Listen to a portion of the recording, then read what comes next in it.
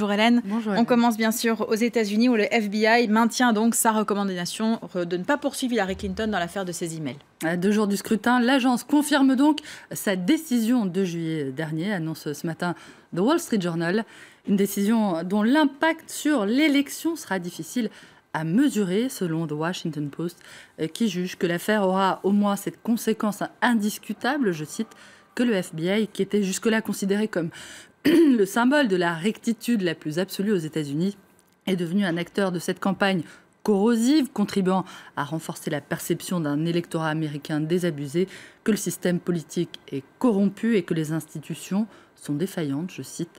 Difficile à mesurer également, Hélène, l'impact de la mobilisation record des électeurs indépendants, des électeurs qui ne sont affiliés ni au Parti républicain ni au Parti démocrate, d'après The Charlotte Observer, le journal de Caroline du Nord, où le vote a déjà commencé, où Hillary Clinton et Donald Trump doivent d'ailleurs tenir ce soir l'un de leurs derniers meetings, explique que ce groupe détient probablement l'une des clés de cette élection, avec l'électorat afro-américain, dont la participation est pour le moment en très forte baisse dans cet état crucial.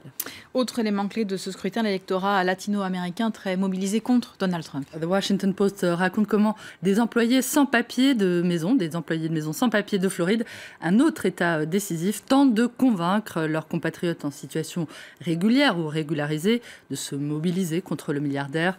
Nous ne pouvons pas voter, mais vous le pouvez, leur disent-ils, leur rappelant la promesse faite par Donald Trump d'expulser des centaines de milliers de sans-papiers en situation donc irrégulière s'il parvenait à se faire élire. La communauté hispanique se tient prête à lui faire barrage, annonce le journal, qui estime qu'Hillary Clinton, en revanche, pourrait dépasser les scores de Barack Obama auprès de cette communauté qui avait voté pour lui à plus de 71% en 2012.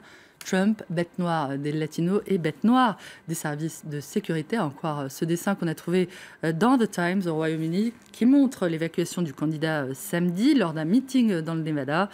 Donald Trump, on le sait, a dû quitter brièvement la scène, accompagné de ses agents de sécurité après un mouvement de foule provoqué par la rumeur d'un homme armé dans le public. Une frayeur qui ne serait rien, on le comprend, en comparaison du cauchemar pour la sécurité de tout ce que représenterait l'arrivée de Donald Trump à la Maison-Blanche. Security scare, security nightmare. À la une également ce matin, la bataille pour la libération de Raqqa, la capitale autoproclamée du groupe État islamique en Syrie, bataille qui a commencé hier. La coalition arabo-kurde soutenue par les États-Unis a annoncé le début des opérations militaires baptisées Colère de l'Euphrate, selon The Wall Street Journal, qui rappelle que cette offensive a été lancée alors que les forces irakiennes ont également entrepris de reprendre Mossoul, l'autre place forte du groupe État islamique en Irak, donc. Mossoul, dont The Spectator compare la situation à celle d'une autre ville syrienne, Alep, victime de terribles bombardements de la part du régime d'Assad et de ses alliés russes. Dans la ville syrienne, comme dans la ville irakienne, assure le magazine britannique, la population civile se retrouve bombardée, prise au piège au milieu des combats. Quand les pays qui s'opposent à l'Occident tentent de reprendre des zones urbaines aux terroristes, on les dénonce, mais quand nos alliés font la même chose, nous les défendons. Nous jugeons Assad à l'aune d'un certain nombre de valeurs et nous nous jugeons nous-mêmes et nos alliés sur des critères différents, dénonce The Spectator, qui met donc, on le comprend, sur le même plan le gouvernement irakien et le régime syrien. Bachar al-Assad qui bénéficie du soutien indirect, en tout cas de la coalition internationale. C'est ce que rappelle avec beaucoup d'amertume The Times, qui relève la façon dont l'offensive de la coalition contre le groupe État islamique en Syrie contribue à asseoir un pouvoir dont les crimes sont finalement relégués au second plan. Des crimes tels que l'attaque au gaz sarin contre le quartier de la Ghouta dans la banlieue de Damas en août 2013. Voilà pour cette revue de presse. Merci beaucoup Hélène Frade.